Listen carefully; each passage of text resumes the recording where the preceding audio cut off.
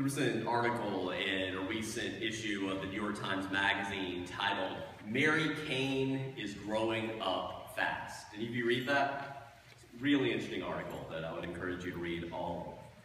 It's about an 18-year-old woman who is a promising professional middle distance runner from New York. In 5th grade, she ran a 6-minute, 15-second mile. In 9th grade, she won the New York State 1500-meter championship, breaking the freshman girls' record. The summer after her sophomore year, she flew to the Junior World Championships in Barcelona and ran the 1500 in 4 minutes, 11 seconds, setting a new American high school record for girls. So why bring up this running prodigy in a sermon about self-care? Well, another significant part of this article is the ways that Alberto Salazar, the coach who is training Kane, is helping her learn from his mistakes. Indeed, when he saw what she was doing, he reached out to her and said, "I think that I can help you." Because in 1982, at age 23, Salazar set American records in the 5,000 and the 10,000 meters. He also won the Boston Marathon, and that year won his 3rd New York Marathon in a row. But the article continues that among Salazar's gifts was that he was especially adept at overriding what exercise and sports scientists call the central governor, the part of the brain that tells the body that it is nearly out of fuel and is building up toxic levels of byproducts like lactic acid and that you need to slow down. This system kicks in prophylactically, creating a dire sense of fatigue well before the body will fail. But elite athletes excel at ignoring signals from the central governor and pushing through exhaustion. Salazar sometimes finished races so depleted that he required IV fluids. Once in 1978, at age 19, at the end of the Falmouth road race on Cape Cod, he collapsed. His temperature spiked to 107 degrees, and a priest read him last rites. Several years later, still near the beginning of what could have been a promising long career, Salazar's body gave out and stopped responding to what is known as the progressive overload principle, right? So that you overload, you keep ratcheting up one more step and progressively overloading your body. And in the 1984 Olympic marathons in Los Angeles, Salazar, who was the favorite to win after his record, finished a disappointing 15th. Through the rest of his 20s and early 30s, he suffered an endless string of respiratory infections. He felt an unshakable exhaustion. He could barely run at all. Endurance athletes refer to this phenomenon as overtraining syndrome, a condition that is well documented but poorly understood, a result of too much exercise and too little rest. Salazar's immune and his endocrine systems began to malfunction. He became depressed. Eventually, he recovered enough to train for and win the Camaradas Ultramarathon in South Africa in 1994. But in many ways, ultramarathons, especially in 1994, even though they're much longer, are also much less competitive than marathons. He never regained his full athletic powers. He never won a major marathon again. So I'm interested in the parallels between athletic burnout and burnout in other fields. Some of you may recall from January when I shared with you about the experience of Arianna Huffington, the founder of the online media website Huffington Post, who in her book Thrive describes collapsing from exhaustion 2 years after founding the Huffington Post. She collapsed from exhaustion, hit her head on the corner of her desk, cut her eye, and broke her cheekbone in the process. After extensive medical tests, it turned out the only thing wrong with her was profound sleep deprivation from working 18 hours a day, 7 days a week for 2 years straight. That workload was not sustainable long term.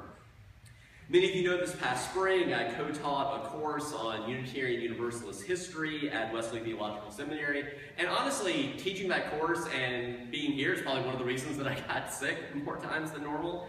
But in my research for that course, one of my many themes that I found in addition to all the wonderful, the heroic, the inspiring parts of UU history that we talk about. So you may have noticed outside of all of our rooms of UCF, we have new signs that Denise McIntyre Workman and a few of you helped us put it together. And in those kind of paragraphs, that's often what we know about some of our UU heroes and sheroes, right? That we know these bullet point, amazing, incredible, path-breaking things that they did. But I found that many of them also, these most respected figures in UU history, often worked themselves past the point of exhaustion, doing permanent damage to their health as you start to look more into their biographies. You may be able to think of parallels in other fields. So we often rightly look at figures from our past to inspire us to work for peace and justice today, to realize just how much is possible at bending the arc of history toward justice. But there are also cautionary tales from our history. Consider, for example, the famous Unitarian minister William Ellery Channing, one of the most significant religious thinkers in the whole of the 19th century. Among many other things, he preached a sermon called Unitarian Christianity. That was actually at First Unitarian Baltimore in 1819. We're coming up on the 200th anniversary of that, so you'll be hearing a lot about that soon. But that sermon, Unitarian Christianity in 1819, helped give us and galvanize people around that name, religious liberals around that name Unitarian, and gave us that half of our name, Unitarian Universalist. And we named our chapel after him at UCF, so you can look as you go in the chapel. It's the Channing Chapel. But as a young student, William Ellery Channing pushed himself far too hard. He would regularly stay up for hours past midnight, reading by candlelight. He often slept on the floor, the hard, cold floor without blankets. He had a bed to sleep in. It was kind of this ascetic, monk-like need to kind of discipline himself and take austerity measures. He did not eat enough, even though he had food to eat, and so he frequently left himself malnourished. And that extreme exertion is probably the reason that Channing was sickly the rest of his life. At the beginning of his career, the anxiety, stress, and exhaustion took a terrible toll on his adrenal glands, permanently weakening his immune and endocrine systems. Similarly, the Unitarian minister Theodore Parker, we talked about him last week, that his slavery bill is actually the back of the imprint of Ta-Nehisi Coates' new book, Between the World and Me. So Theodore Parker, this great orator, this important abolitionist that 3,000 people a week used to go hear preach at the Boston Music Hall. That was 2 to 3% of the entire population of Boston used to go to hear him preach every week. He's credited with giving one of the 3 most influential sermons in Unitarian history, the transient and the permanent in Christianity. He also worked himself to the point of exhaustion. To take just one example, in the 28 months leading up to a desperately needed year-long sabbatical, I will not be taking a year-long sabbatical.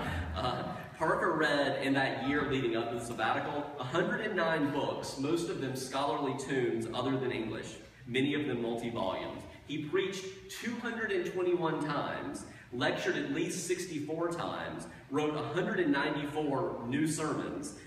So almost all those 221 sermons were new sermons. 14 of the lectures were new. He published over 2,000 pages of material, including 3 pamphlets, 3 lengthy articles for the Dial, and 3 books. But even a year-long sabbatical cannot make up for working past the point of exhaustion, for passing your central governor for years into decades. He was forced into early retirement because of ill health and eventually developed tuberculosis because of his lower immune system. He died far too young in age of 50. Or consider the great institutionalist, Henry Whitney Bellows. He was the major organizing force. It was like herding cats in the 19th century, right? You have all these independent, free-thinking Unitarians. He was the galvanizing force, bringing them together and into a central organization called the National Conference. And he also helped countless numbers of soldiers. Far more soldiers would likely have died in the Civil War if he had not come to President Lincoln and gotten himself appointed as president of the U.S. Sanitary Commission, which created much more sanitary conditions for soldiers who had been wounded in war.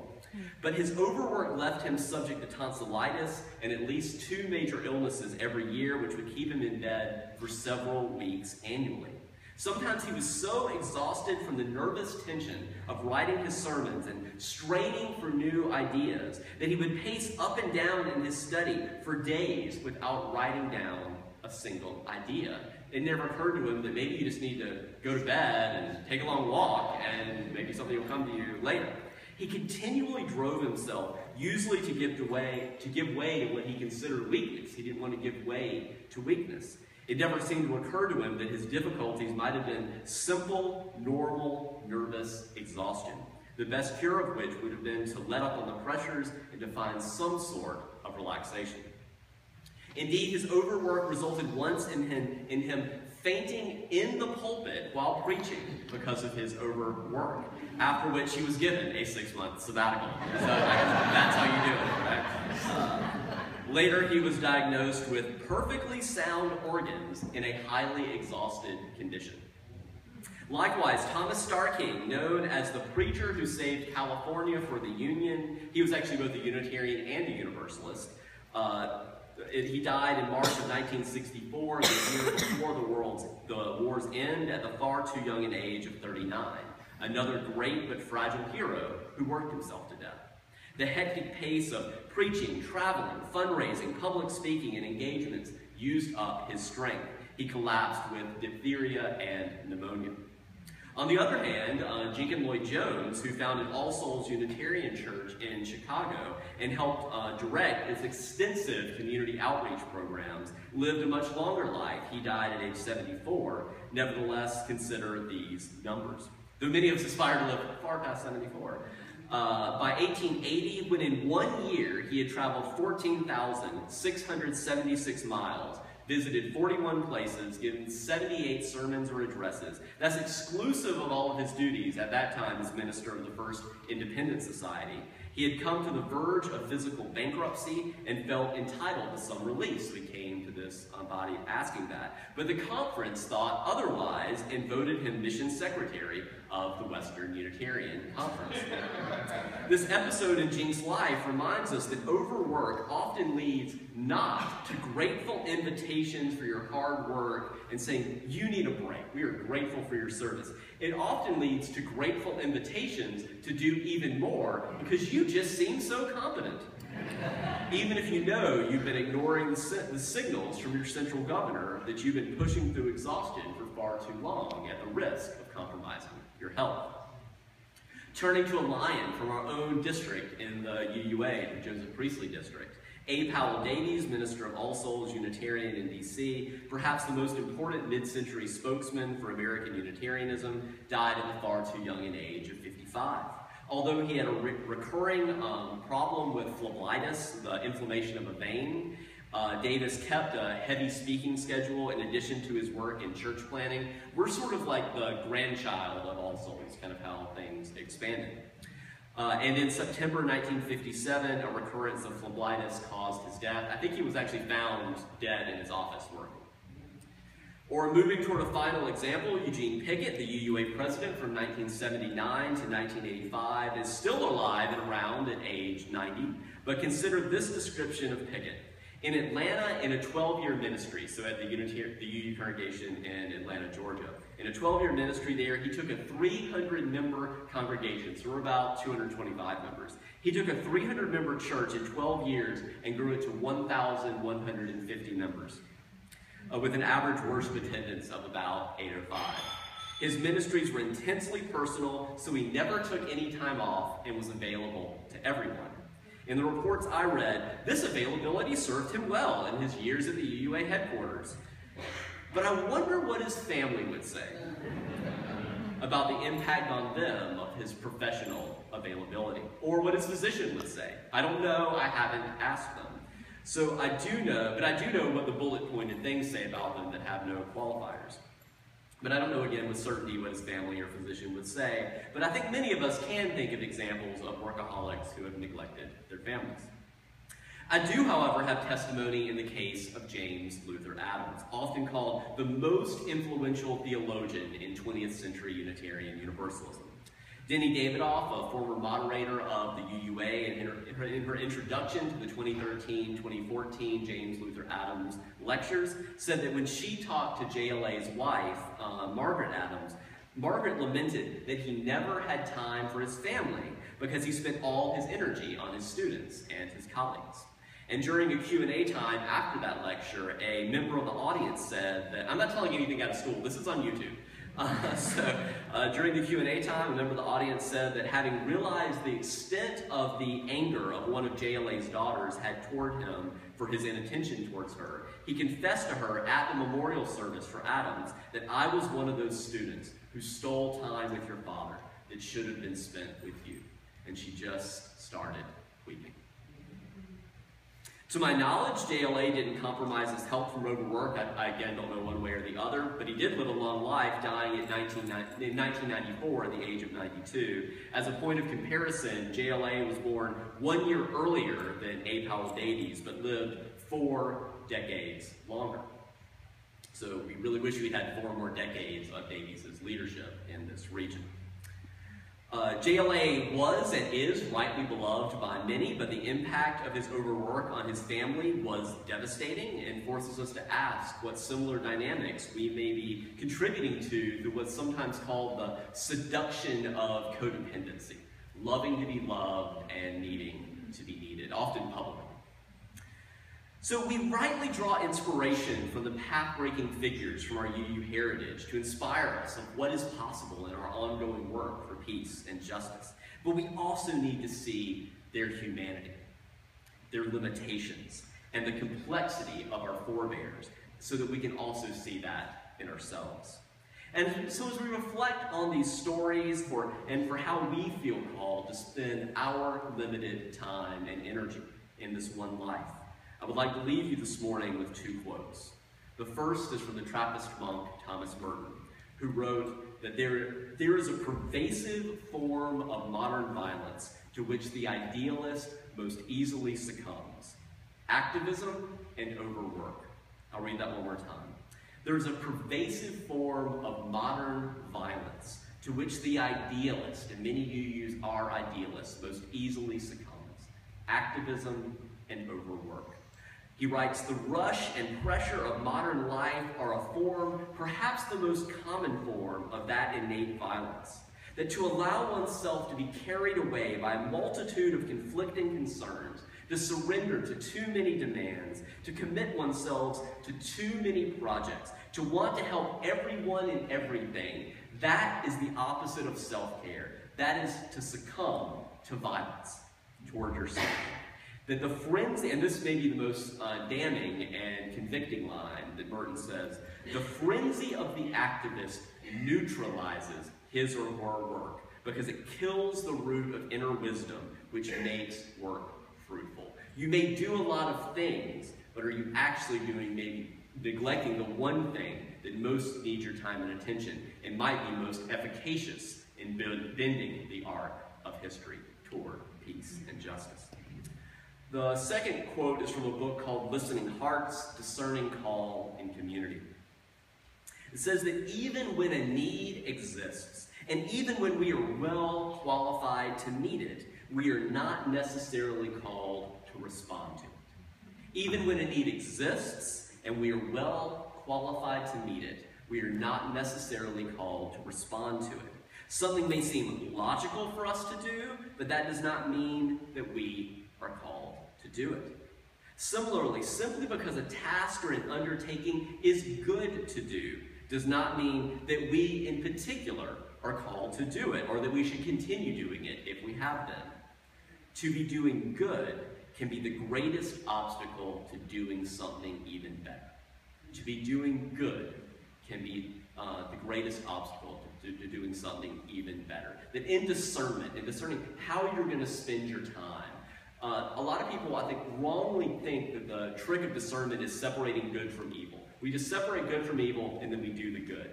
But the much more subtle and advanced and mature form of discernment is not discerning good from evil, it's discerning good from better, from best.